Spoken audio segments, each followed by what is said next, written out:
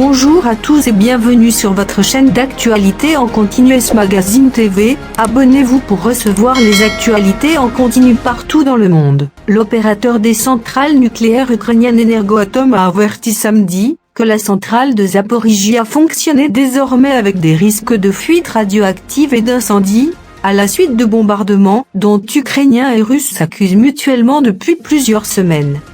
Les troupes russes ont bombardé le site à plusieurs reprises au cours de la dernière journée, a affirmé samedi la compagnie nationale ukrainienne. Conséquence des bombardements périodiques, l'infrastructure de la centrale a été endommagée et il existe des risques de fuite d'hydrogène et de pulvérisation de substances radioactives, a-t-elle dit, faisant état d'un risque d'incendie élevé. Selon l'opérateur, depuis samedi, la centrale fonctionne avec le risque de violer les normes de sécurité en matière de radiation et d'incendie.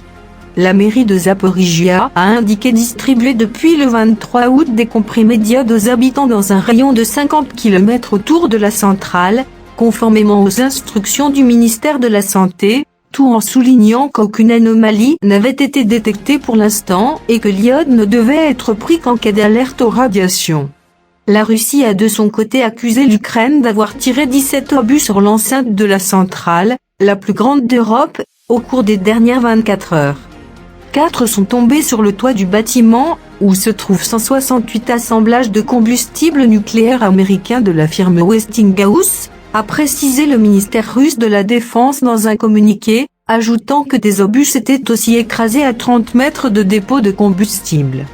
Selon l'armée russe, l'armée ukrainienne procède à ces tirs depuis les alentours de la ville de Maranets, qui fait face à la centrale, sur la rive opposée du fleuve Dniepr toujours contrôlée par Kiev.